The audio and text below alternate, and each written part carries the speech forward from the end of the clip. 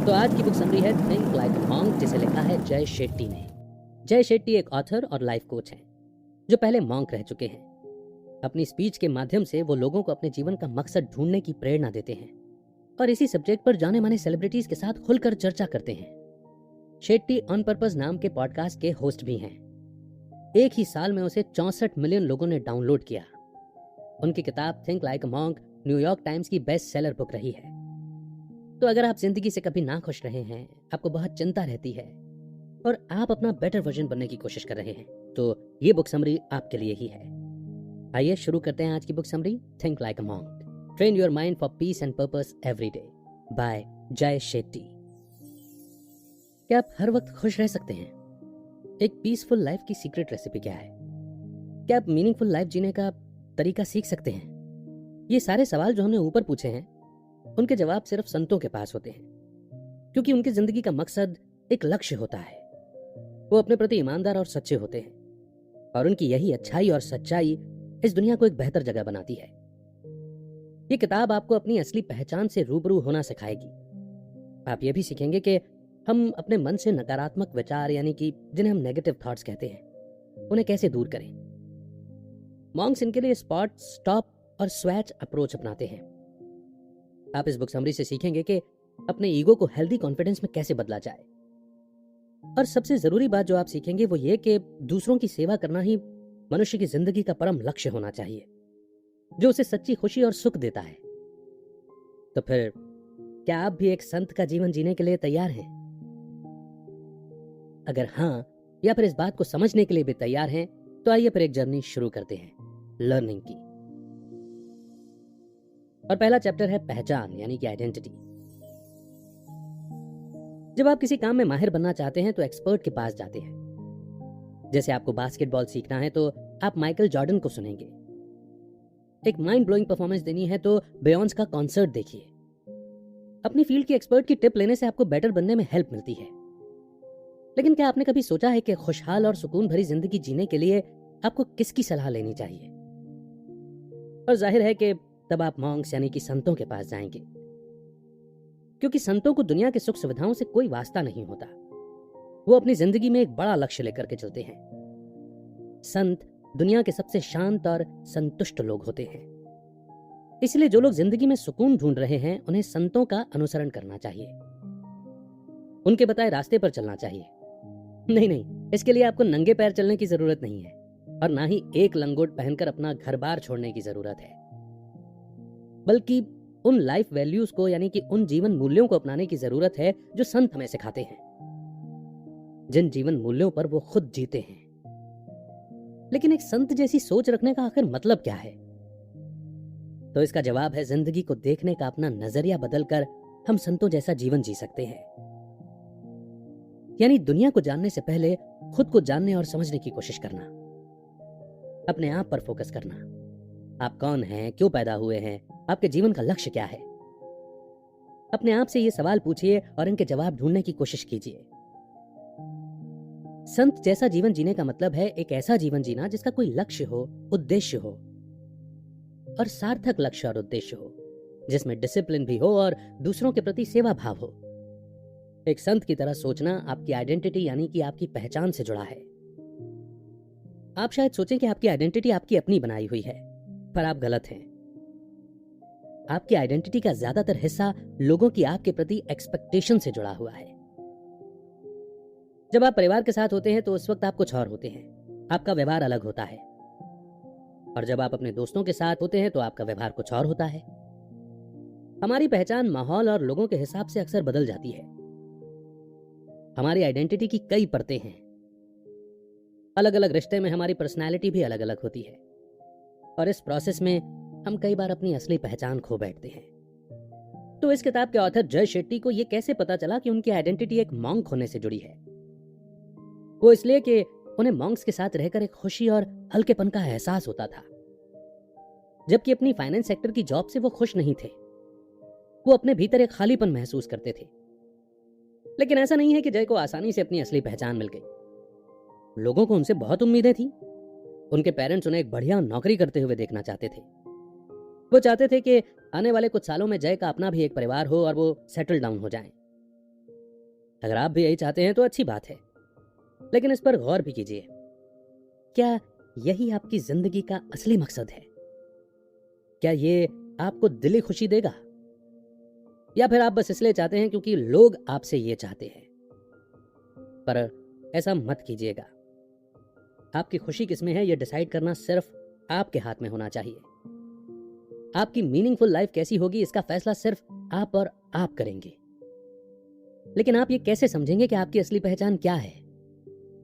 तो फिर इसके लिए सबसे पहले अपने मन में झांकिए और जानने की कोशिश कीजिए कि आपकी वैल्यूज क्या हैं, क्योंकि वैल्यूज ही हमें यह याद दिलाती हैं कि हमारे लिए लाइफ में क्या जरूरी है। क्या हम लाइफ में ऑनेस्ट बनना चाहते हैं, या काइंड बनना चाहते हैं, या फिर दूसरों की सेवा करना चाहते हैं? वैल्यूज हमें राइट डायरेक्शन में ले जाती हैं और हमारी जिंदगी को एक मकसद देती हैं। जैसे कोई जीपीएस हमारी गाड़ी को अनजान रास्तों पर चलने में मदद करता है।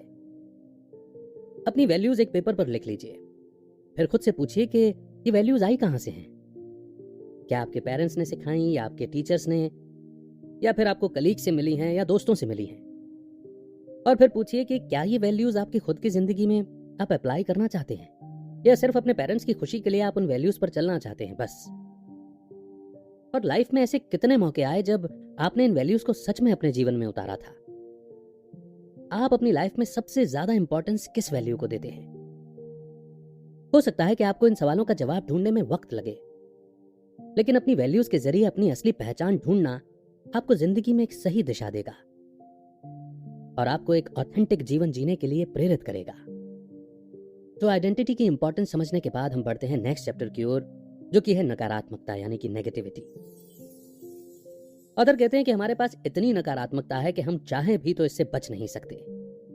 और होता यह है कि वही नेगेटिविटी हम दूसरों को भी पास ऑन करते चले जाते हैं। और यह भी एक तरह की नेगेटिविटी ही है, जब हम लोगों की बुराई करते हैं या उनका बुरा सोचने लगते हैं। अक्सर नेगेटिविटी हमें अपने जैसे नेगेटिव लोगों से मिला भी देती है।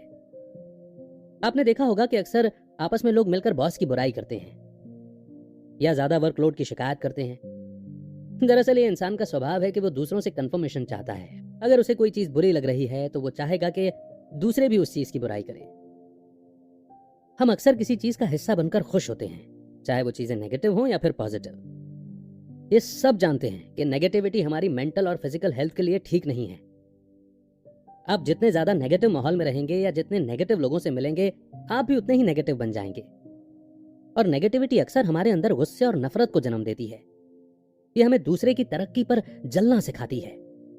नेगेटिव इंसान हर चीज में बुराई निकालता है, वो किसी की अच्छाई देख ही नहीं सकता। और ये बताने की जरूरत नहीं है कि नेगेटिविटी हमारे अंदर कॉर्टिसोल यानी कि स्ट्रेस हार्मोन पैदा करती है। क्या आपने कभी किसी नेगेटिव इंसान को खुश देखा है? नहीं ना, क्योंकि नेगेटिव सोच रखने वाला खुश रह ही नहीं सकता। लेकिन हम अपनी जिंदगी से नेगेटिविटी को दूर कैसे करें? जब आप भी किसी नेगेटिव सिचुएशन में हो तो कोशिश कीजिए कि जितना हो सके इमोशनली एकदम पीछे हट जाएं। उस वक्त आपको सिर्फ एक ऑब्जेक्टिव ऑब्जर्वर की नजर से हालात का जायजा लेना है। यानी अगर दूसरे शब्दों में कहें तो किसी की नेगेटिव बातों को बगैर नेगेटिव हुए सुने, उन्हें अपने दिल की बात कह लेने दीजिए। लेकिन आप उनकी नेगेटिव फीलिंग से मन ही मन दूर रहिए। अपने अंदर से नेगेटिविटी को दूर करने का एक अलग ही तरीका है। जलन, नफरत, लस्ट, लालच और घमंड, ये सब हमारे मन की कमजोरियां हैं, यानी कि नेगेटिव थॉट्स हैं। लेकिन आपको कोशिश यही करनी है कि इन सब इमोशन से जितना हो सके दूर रहिए। अगर कभी आपको अपने अंदर इन फीलिंग्स का एहसास हो तो आप अपना ध्यान बटाने की कोशिश कीजिए। एक स्ट्रांग विल पावर के साथ आप ऐसा कर सकते हैं। जब भी आपको लगे कि आप किसी का बुरा सोच रहे हैं, तुरंत उस इंसान की कोई अच्छाई याद कीजिए। हम जानते हैं कि ये काफी मुश्किल है, भला हम इतनी आसानी से नफरत और जलन से कैसे बच सकते हैं? मगर मुश्किल ही तो है, नामुमकिन तो नहीं। अपनी आदत बना लीजिए कि जब भी आपके अंदर नेगेटिविटी आए, आप उसे काइंडनेस और सिंपैथी जैसे पॉजिटिव थॉट्स में बदल लीजिए। नेगेटिव इमोशन हमें सिवाय दुखों के और कुछ नहीं देते। ये हमारे मन की शांति और सुकून छीन लेते हैं। नफरत करने वाला कभी चैन से नहीं बैठ सकता।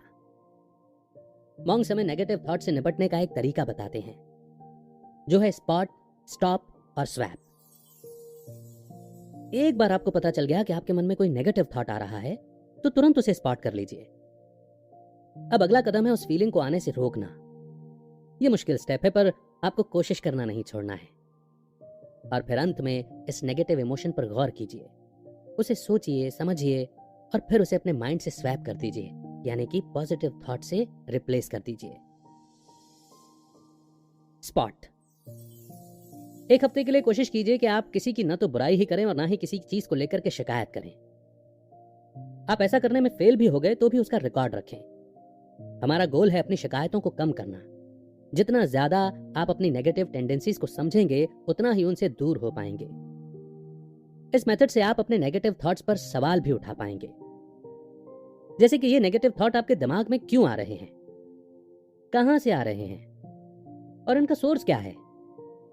क्या आप अपने दोस्त की तरक्की से जल रहे हैं, या इस बात से इनसिक्योर हैं कि आप उतने सक्सेसफुल नहीं बन पाए, या कोई और बात आपको परेशान कर रही है। अपने मन में उठ रहे नेगेटिव थॉट्स की जड़ तक पहुंचने की कोशिश कीजिए और उस पर गहराई से विचार कीजिए। स्टॉप।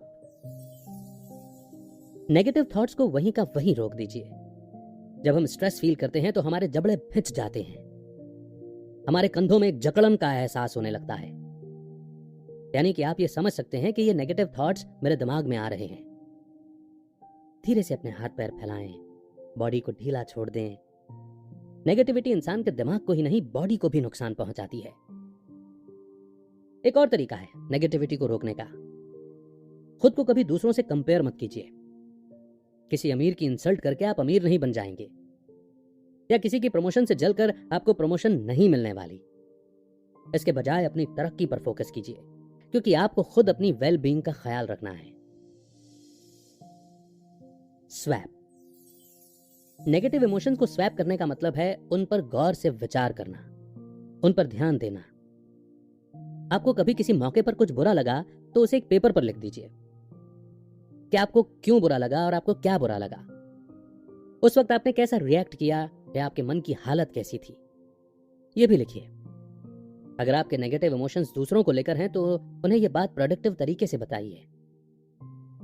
जैसे एग्जाम्पल के लिए, आपको अपने पति का घर देर से आना पसंद नहीं है, तो बजाय गुस्से के उन पर चिल्लाने के आप ये बात शांति से भी कह सकते हैं। उन्हें समझाएं कि उनकी ये लापरवाही आपको अपसेट करती है, और अगर उन्हें काम में देर भी हो जाए तो वो आपको टेक्स्ट मैसेज करके या कॉल करके पहले इन्फॉर्म कर दें। तो ये एक प्रोडक्टिव तरीका है नेगेटिव इमोशंस को हैंडल करने का। नेगेटिविटी को पॉजिटिविटी में स्वैप करना यानी कि बदलना भी एक अच्छा तरीका है। जैसे कि आप अपने दोस्त की सक्सेस से अगर जल रहे हैं तो ये सोचिए कि आप भी उसकी तरह सक्सेसफुल क्यों नहीं बन सकते। जरूर बन सकते हैं, आप भी मेहनत कीजिए। क्या आपके अंदर कोई कमी है? नहीं ना, तो फिर जलना कैसा। तो इस तरह आप अपने नेगेटिव इमोशंस को पॉजिटिव में बदल सकते हैं। और इस चैप्टर को यानी कि नेगेटिविटी को समझने के बाद हम बढ़ते हैं अगले चैप्टर की ओर, विच इज रूटीन। शांति और सुख का रास्ता आपके रोजमर्रा की जिंदगी से ही जुड़ा है। आपको शायद सुनने में थोड़ा अजीब लगे, पर यह सच है। आप शायद बोलें कि मेरे रोज के कामकाज का इससे क्या लेना देना। लेकिन जय समझाते हैं कि अगर हम चाहें तो अपना हर दिन सुख और शांति से बिता सकते हैं। यह कोई ऐसी बात नहीं है जो हमारे हाथ में ना हो। थिंकिंग लाइक अ मॉन्क का मतलब है कि हमें अपनी दिनचर्या की शुरुआत सुबह जल्दी उठने से करनी होगी। यानी रोज के वक्त से 1 घंटा पहले उठें, ताकि आपके पास भरपूर वक्त हो और आपको जल्दबाजी में अपने काम न निपटाने पड़े, जैसे शावर लेना, ब्रेकफास्ट करना वगैरह। अपना हर काम बड़े ध्यान से और एक मकसद के साथ कीजिए। दिन की शुरुआत अगर स्ट्रेस से होगी तो यकीन मानिए कि आपका पूरा दिन स्ट्रेस में जाएगा। फिर आप हर चीज को लेकर के फ्रस्ट्रेटेड फील करेंगे, जैसे ट्रैफिक जैम या अपने कलीग और बॉस के साथ कम्युनिकेशन। आप अपने काम या मीटिंग में भी फोकस नहीं कर पाएंगे। सुबह जल्दी उठने से आपकी प्रोडक्टिविटी में भी इजाफा होगा। सुनने में यह आसान है, पर असल में करना मुश्किल है। आपको भी कुछ ऐसा ही लगता है ना? लेकिन आप चाहें तो कर सकते हैं। बस आपको कुछ चीजों का ध्यान रखना होगा। जैसे उठते ही सबसे पहले अपना फोन देखना छोड़ दीजिए। सोशल मीडिया हमारा काफी वक्त बर्बाद करता है। उठने के बाद सबसे पहले अपने मॉर्निंग रूटीन्स को फॉलो कीजिए। आप देखकर हैरान रह जाएंगे कि आपके पास काफी वक्त है जो आप किसी प्रोडक्टिव काम में लगा सकते हैं। हालांकि जय शेट्टी समझते हैं कि 1 घंटा पहले उठना सबके लिए पॉसिबल नहीं है, लेकिन धीरे धीरे तो इसकी आदत डाली जा सकती है। एक हफ्ते के लिए आप 15 मिनट पहले उठने की कोशिश कीजिए। अपने पूरे दिन की रूपरेखा तैयार कर लीजिए कि आज आपको क्या क्या काम करने हैं। आप अपना दिन कैसा बिताना चाहते हैं? इसे रोज की तरह बर्बाद करना है या कुछ प्रोडक्टिव करना है? खुद से ये सवाल पूछिए और आप एक सेंस ऑफ पर्पस से भर उठेंगे। ये 15 मिनट सिर्फ आपके हैं। इनका जैसे चाहे वैसे इस्तेमाल कीजिए। इन पलों को परिवार या काम की चिंता में गंवाने के बजाय कुछ ऐसा कीजिए जो आपको खुशी दे। ऐसी कोई हॉबी या शौक जो आप वक्त की कमी के चलते पूरा नहीं कर पाते, या फिर स्टोर से कॉफी खरीदने के बजाय खुद कॉफी बनाकर फ्रेश कॉफी एंजॉय करें। या फिर आप मेडिटेशन भी कर सकते हैं। आप चाहे जो भी करना चाहें, पर सुबह जल्दी उठने से आपको अपने लिए एक्स्ट्रा टाइम मिल जाता है। मॉर्निंग रूटीन की तरह आपका इवनिंग रूटीन भी इंपॉर्टेंट है। हर रोज सुबह से पहले वाली रात आपका रूटीन क्या रहता है, क्योंकि इसी पर आपकी अगली सुबह डिपेंड करती है। इसलिए कोशिश कीजिए कि आप रात को भरपूर नींद लें, ताकि नेक्स्ट मॉर्निंग उतनी ही फ्रेश और एनर्जी से भरपूर हो। सोने से पहले यह सोचिए कि अगले दिन आपका रूटीन क्या है। इसके अलावा यह आपको एक मीनिंगफुल वे में जीने से और पूरे इंटेंशन के साथ दिन गुजारने में मदद करता है। आपका रूटीन आपको कंफर्ट देता है। एक ही काम रोज करना हमें कंफर्टेबल और सेफ फील कराता है, लेकिन ये सेफ जोन प्रॉब्लमैटिक भी हो सकता है। आप अपने रूटीन के इतने आदी हो जाते हैं कि जिंदगी की छोटी छोटी खुशियां एंजॉय ही नहीं कर पाते। इसलिए अपने रूटीन में कुछ नयापन जरूर लाएं। कोई बड़ा बदलाव करने की जरूरत नहीं है। आप छोटी छोटी चीजें ऐड कर सकते हैं। मान लीजिए कि आप रोज पैदल काम पर जाते हैं, तो इसका मतलब ये नहीं कि आप आसपास के माहौल से बेखबर रहें। अपने आसपास की छोटी छोटी चीजों को निहारिए, उन्हें अप्रिशिएट कीजिए। हो सकता है कि आपके कोने में खुली उस नई बेकरी की तरफ अब तक आपने ध्यान ही ना दिया हो, या रास्ते में पड़ने वाले उस पार्क के खूबसूरत फूलों की तरफ आपका ध्यान ही ना गया हो। आप बेकरी में जाकर डोनट्स का मजा ले सकते हैं, या दुकान के मालिक से कुछ बात कर सकते हैं। फिर आप देखेंगे कि जिंदगी में ये छोटी छोटी खुशियां भी बड़े मायने रखती हैं। आइए रूटीन को समझने के बाद ईगो पर डिस्कस करते हैं। ईगो को समझते हैं। ये सब जानते हैं कि ईगो हमें आगे बढ़ने से रोकता है। यह हमारी तरक्की के रास्ते की सबसे बड़ी रुकावट है। आपको लगता है कि आपको अब कुछ और सीखने की जरूरत ही नहीं रही, पर ऐसा नहीं है। इंसान की जिंदगी में सीखने को इतना कुछ है कि ये जिंदगी छोटी पड़ जाए। क्या आपको लगता है कि आप खुद का बेस्ट वर्जन है? जरा फिर से सोचिए, क्योंकि हम सब कुछ ऐसी ही गलत फहमी में जीते हैं। अक्सर लोग अपनी इनसिक्योरिटी छुपाने के लिए ऐसा करते हैं। वो दुनिया के सामने स्वीकार नहीं करना चाहते कि उनमें कोई कमी है या उन्हें कुछ सुधार की जरूरत है, और अपने ईगो से वो अपनी कमियों को छुपाना चाहते हैं। ऐसे झूठे अहम वाले लोग अति की भी हद पार करने से नहीं चूकते। ऐसे लोग हमेशा दूसरों की राय पर निर्भर करते हैं। उन्हें औरों की वैलिडेशन चाहिए होती है। यानी एक तरह से ऐसे लोग दूसरों को इंप्रेस करने में लगे रहते हैं। उन्हें लगता है कि उन्हें हमेशा खुद को कॉन्फिडेंट शो करना है, और अपने ईगो की वजह से अक्सर ऐसे लोग बेहिसाब झूठ बोलने पर मजबूर होते हैं। कुल मिलाकर उन्हें एक झूठी रेपुटेशन मेंटेन करनी होती है, जिसके लिए वो कुछ भी कर सकते हैं। लेकिन ऐसा झूठ किस काम का? ऐसा ईगो किस काम का जो आपका ही नुकसान करे?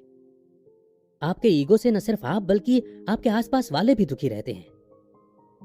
आप उनके सामने वो बनने की कोशिश करते हैं जो आप असल में नहीं हैं, और इस चक्कर में आप अक्सर दूसरों को नीचा दिखाने से भी बाज नहीं आते। आप चाहे माने या ना माने, पर यह सच है कि जिनका ईगो बड़ा होता है उनसे दूसरों की तरक्की नहीं देखी जाती। उनके अंदर एक जलन की भावना आ जाती है। लेकिन आपको इस तरह की मानसिकता से बचना होगा। हम सब अलग जिंदगी जी रहे हैं, सबके अलग रास्ते, अलग सोच है। इसलिए खुद को किसी और से कंपेयर करना बेवकूफी होगी। इससे कुछ हासिल होने वाला नहीं है, बल्कि उल्टा और ही नुकसान होगा। मगर सवाल यह है कि ये ईगो खत्म कैसे होगा? तो जवाब है ह्यूमिलिटी, यानी कि विनम्रता से। विनम्र बनिए, रोज इसकी प्रैक्टिस कीजिए। हम्बल बनने के लिए दो चीजें हमेशा याद रखिए और दो चीजें भूलने की कोशिश कीजिए। वो दो चीजें जो आपको याद रखनी है, पहली है आपने जब किसी का बुरा किया, और दूसरा किसी ने जब आपके साथ भलाई की। इससे आपको अपनी कमियां और गलतियां नजर आएंगी और आपको हम्बल रहने की सीख मिलेगी। आपको एहसास होगा कि आप उतने भी परफेक्ट नहीं हैं जितना आप सोचते थे। दूसरों की भलाई के बारे में याद करके आपको एहसास होगा कि आपको भी लोगों की जरूरत है। इन सब बातों को याद करके आप दूसरों के प्रति सम्मान और एहसान की भावना से भर जाएंगे। और जो दो चीजें आपको भूलनी हैं, उनमें से पहली है भलाई जो आपने दूसरों के साथ की, और दूसरी बुराई जो लोगों ने आपके साथ की। आप किसी के काम आए या भलाई के बारे में सोचा तो आप उसे भूल जाइए। एक बड़ी फेमस कहावत है कि नेकी कर दरिया में डाल। आपको यही बात अपने जीवन में लागू करनी है, क्योंकि जब हमें लगता है कि हमने किसी का भला किया तो हमारे मन में एक घमंड आ जाता है। इसके अलावा किसी के काम आना इंसान का फर्ज है, इसीलिए इसे बार बार याद रखने की जरूरत नहीं है। साथ ही अपने दिल से बदले की भावना भी निकाल दीजिए। किसी ने आपका बुरा किया तो उसे भी माफ कर दीजिए, क्योंकि माफ करने वाला इंसान कभी दुखी नहीं रहता। अपना कॉन्फिडेंस बिल्ड कीजिए, न कि ईगो। हम्बल बनने की प्रैक्टिस कीजिए। अपनी अच्छाइयों और मजबूत पहलुओं पर ध्यान दीजिए, जिससे आपको अपनी कमियां सुधारने का मौका मिलेगा। कॉन्फिडेंस का मतलब है कि हम जो हैं, जैसे हैं, वैसे ही खुद को स्वीकार करें। किसी और के जैसा बनने की कोशिश न करें। कॉन्फिडेंस का मतलब है हेल्दी सेल्फ एस्टीम, यानी ये जानना कि हम हर रोज प्रोग्रेस कर रहे हैं और एक बेटर ह्यूमन बीइंग बन रहे हैं, यानी कि एक बेहतर इंसान बन रहे हैं। पर आइए अब अगले चैप्टर में जिक्र करते हैं ग्रेटिट्यूड का, यानी कि शुक्रगुजार होना। जैसा कि हमने पहले भी जिक्र किया, ग्रेटफुल होना हमें हम्बल बनाता है, लेकिन ग्रेटफुल होने का सिर्फ यही मतलब नहीं होता। ग्रेटिट्यूड यानी कि अपनी लाइफ वैल्यूज को पहचानना, चीजों को पॉजिटिव साइड से देखना। ग्रेटिट्यूड हमारे बेटर मेंटल हेल्थ से भी जुड़ा हुआ है। यह आपको एक संतुष्टि और फुलफिलमेंट का एहसास देता है। यही वजह है कि मॉन्क्स हमेशा अपने जीवन में ग्रेटफुल रहने की कोशिश करते हैं, और यही आपको भी करना चाहिए। सुबह उठकर आप सबसे पहला काम क्या करते हैं? शायद आप भी कई सारे लोगों की तरह अपना फोन चेक करते होंगे, है ना? हाँ, यह आदत हमें लग गई है, और अगर आप नहीं करते हैं तो ये बहुत अच्छी आदत है। जैसा हमने पहले भी चर्चा की थी कि ये कोई अच्छी आदत नहीं है, तो आप इसके बदले कुछ पॉजिटिव क्यों नहीं करते? सुबह उठते ही सबसे पहले सिर झुकाकर के ऊपर वाले का शुक्रिया अदा कीजिए। ये सोचिए कि आप कितने खुश नसीब हैं जो ऊपर वाले ने आपको एक और दिन दिया है। उन लोगों के बारे में सोचिए जिन्हें आप प्यार करते हैं और जो आपसे प्यार करते हैं। इसीलिए रोजाना उस परम पिता परमेश्वर को और उन लोगों का धन्यवाद करिए जो आपके करीबी हैं। आपकी जिंदगी में एक सुकून और खुशी खुद ब खुद आने लगेगी। जय शेट्टी कहते हैं कि परिस्थितियां चाहे कैसी भी हों, इंसान को हर हाल में ग्रेटफुल रहना चाहिए। जब चीजें मन मुताबिक होती हैं तो उस वक्त तो हर कोई शुक्रगुजार हो सकता है, पर मुश्किल हालातों में भी हमें ग्रेटफुल रहना चाहिए, क्योंकि ऊपर वाला हमें मुश्किलें इसीलिए देता है ताकि हम और भी मजबूत बन सकें। जरूरी नहीं है कि आप कुछ यूं कहें कि हे भगवान, तेरा शुक्र है कि मेरी जॉब छूट गई। नहीं, ये वाकई में बुरा हुआ, पर आप इसमें भी कुछ अच्छाई ढूंढ सकते हैं। हो सकता है कि आपको इससे बेहतर जॉब मिल जाए। हमारी जिंदगी में ऐसे कई मौके आते हैं जिनका हमें पहले से अनुमान भी नहीं होता। इसीलिए चाहे बुरा भी हो जाए, फिर भी आपको पॉजिटिव बने रहना है। ऊपर वाले के साथ साथ उन लोगों का भी शुक्रिया अदा कीजिए जो आपकी जिंदगी में शामिल हैं। ग्रेटिट्यूड काइंडनेस से जुड़ी है। किसी की भलाई का बदला क्या हम भलाई से नहीं देते? ग्रेटिट्यूड हमें अपने आसपास एक पॉजिटिव माहौल बनाने में हेल्प करता है। इसीलिए अपने दोस्तों और चाहने वालों को यह बताना मत भूलिए कि आप उनके कितने एहसानमंद हैं जो उन्होंने आपको इतना प्यार दिया। अपने पेरेंट्स को बताएं कि आप उन्हें कितना प्यार और सम्मान देते हैं। उन लोगों को शुक्रिया कहिए जो आपके लिए काम करते हैं, जैसे वो स्वीपर जो रोज आपका बाथरूम साफ करता है, वो चौकीदार जो आपके घर की रखवाली करता है, या वो सर्वेंट जो आपकी सेवा करता है। आपके मुंह से निकला धन्यवाद का एक शब्द उन्हें खुश कर देगा और वो दुगने जोश के साथ अपना काम करेंगे। और जाहिर है कि जब आपके आसपास खुशियां ही खुशियां होंगी तो आप भी खुश रहेंगे। इसी के साथ आइए बढ़ते हैं नेक्स्ट चैप्टर की ओर और समझते हैं सर्विस यानी कि सेवा के भाव को। दूसरों की सेवा किए बिना आप एक मीनिंगफुल जीवन जीने की कल्पना नहीं कर सकते। जय शेट्टी कहते हैं कि एक मॉन्क होने के नाते उन्हें जो सबसे बड़ी शिक्षा मिली वो है सेवा भाव, यानी किसी के काम आना, जरूरत पड़ने पर लोगों की मदद करना। सुनने में बड़ा ही सिंपल लगता है ना, लेकिन जय ने देखा कि बात जब दूसरों की सेवा करने की हो तो अक्सर लोगों को इसमें भी परेशानी होती है। लोग अपनी सुविधा के मुताबिक ही किसी की मदद करते हैं। किसी और की मदद करने में भी लोग अपना स्वार्थ देखते हैं। निस्वार्थ सेवा करने वाले अक्सर कम ही होते हैं। आपको शायद ये बात स्वाभाविक लगे, हम भला दूसरों की मदद कैसे करें जब हम खुद ही परेशानियों में घिरे हों? लेकिन जय के पास इसका जवाब है। आपका सेल्फलेस यानी कि निस्वार्थ बनना आपके साथ साथ दूसरों का भी भला करता है। क्योंकि इसके कोर में आप एक मॉन्क की तरह दूसरों के प्रति एक सेवा भाव मन में लेकर चल रहे होते हैं। इससे आप लोगों की जिंदगी में और ज्यादा खुशियां ला पाएंगे और इस दुनिया को रहने की और भी बेहतर जगह बना पाएंगे। नेचर हमारे साथ क्या करती है? पेड़ हमें निस्वार्थ ऑक्सीजन देते हैं, सूरज हमें निस्वार्थ रोशनी देता है, नदियां अपने मीठे पानी से हम इंसानों की प्यास बुझाती हैं। ये सारे नेचुरल एलिमेंट्स दूसरे जीव जंतुओं की सेवा के लिए बने हैं और हम इंसानों को भी यही सीख देते हैं। ये मत भूलिए कि इंसान भी प्रकृति का ही एक हिस्सा है और हम सही मायनों में इंसान तभी कहलाएंगे जब दूसरों के काम आएंगे। संसार का यही नियम है। इसी विश्वास पर दुनिया की रचना हुई है। दूसरों की भलाई और सेवा के बिना यह संसार चल ही नहीं सकता, क्योंकि संसार के सभी प्राणी एक दूसरे पर निर्भर हैं। दुनिया का हर धर्म निस्वार्थ सेवा भाव की सीख देता है, क्योंकि दूसरों की सेवा करना ही सबसे बड़ा धर्म है और इसी में सच्ची खुशी मिलती है। न जाने कितने ही लोग दूसरों की भलाई के काम करते रहे हैं और कर भी रहे हैं। ऐसे भी लोग हैं जो अपने घर के दरवाजे हमेशा जरूरतमंदों के लिए खुले रखते हैं। कुछ लोग पैसों से दूसरों की मदद करते हैं तो कुछ अपने टैलेंट के दम पर चैरिटी के लिए फंड जमा करते हैं। हम ये नहीं कहते कि इंसान को रुपए पैसे नहीं कमाने चाहिए। अक्सर लोग सेल्फलेसनेस का गलत अर्थ निकालते हैं।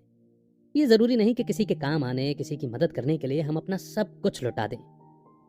सेल्फलेस यानी निस्वार्थ सेवा धन दौलत कमाने के साथ भी की जा सकती है। बस जरूरत इस बात की है कि आप अपने पैसे का उपयोग लोगों की भलाई के लिए करें। दूसरों की सेवा करके जो सुख मिलता है उसका अलग ही आनंद है। कई स्टडीज भी इस बात को प्रूव करती हैं कि किसी का भला या सेवा करते वक्त इंसान के ब्रेन का प्लेजर सेंटर एक्टिवेट हो जाता है।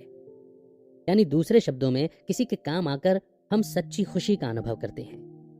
और ये तो सब जानते हैं कि खुश रहने वाले ज्यादा लंबी उम्र जीते हैं और इससे आपकी इम्यून पावर भी बढ़ती है। सेवा भाव में वो ताकत है जो आपको लोगों से जोड़ती है। आपको अपनी जैसी सोच वाले लोगों से मिलने का मौका मिलता है और आप ऊपर वाले के प्रति शुक्रगुजार महसूस करते हैं। आपको यह एहसास होता है कि आप चाहें तो लोगों का कितना भला कर सकते हैं। सेवा भाव से हमारे अंदर कंपैशन, दूसरों के प्रति दया और स्नेह की भावना पैदा होती है। किसी के काम आकर हमारी सेल्फ एस्टीम में भी इजाफा होता है।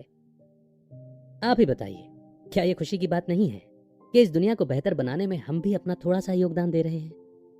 जरूरी नहीं कि आप बड़ी बड़ी मदद करें या हम ये सोचें कि जब हमारे पास बहुत सारे पैसे होंगे तभी हम दूसरों का भला कर पाएंगे।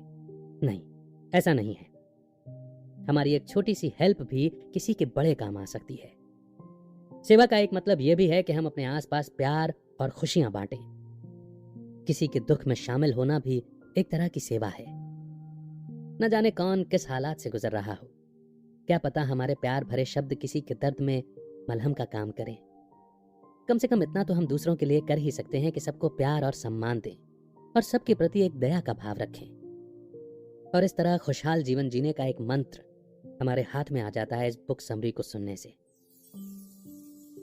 और अब हम पहुंच गए हैं कंक्लूजन की ओर, जो कि समराइज्ड वे में इस बुक समरी की लर्निंग हमें रिवाइज करा देता है। आपने इस किताब से सीखा कि संत का जीवन कैसा होता है और हम कैसे एक संत जैसी सोच रखकर अपना जीवन जी सकते हैं।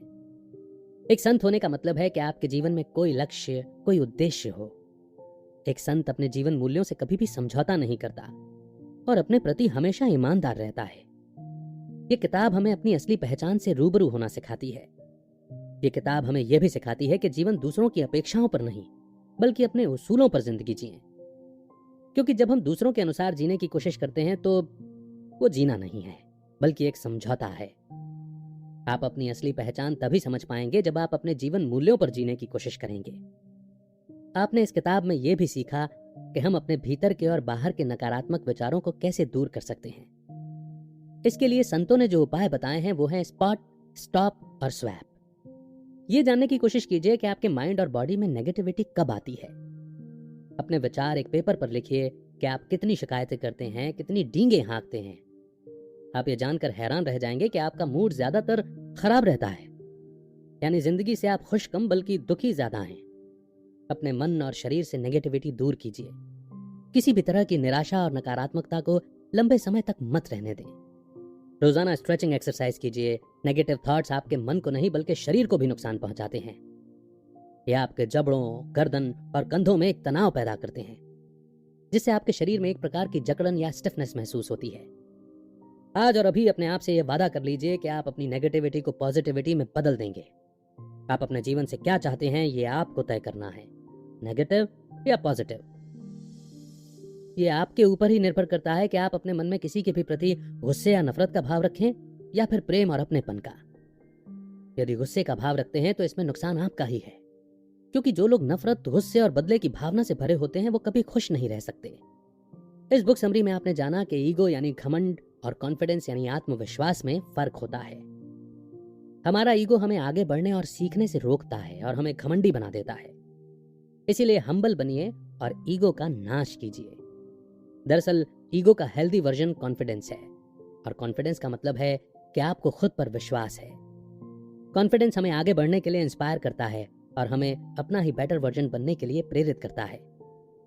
अगर आप एक भरपूर और खुशहाल जिंदगी जीना चाहते हैं तो आपको एक मॉन्क की तरह सोच रखनी होगी। फिर देखिए कि आपकी जिंदगी कैसे बदलती है, और सबसे बढ़कर ये देखिए कि आपकी वजह से कितने और लोगों की जिंदगी बदलती है। जैसा कि एक कहावत है कि bye touching lives you have changed the world. तो अब मैं हर बार वाला सवाल आपसे नहीं पूछूंगा। मैं सिर्फ यही इल्तिजा करूंगा कि इस बुक समरी ने जब भी आपकी रूह को, आपके दिल को टच किया हो, वो कौन सी बात थी, वो कमेंट सेक्शन में जरूर लिखिए। नेक्स्ट बुक समरी आप कौन सी सुनना चाहते हैं, इसके लिए हमें सजेस्ट कीजिए।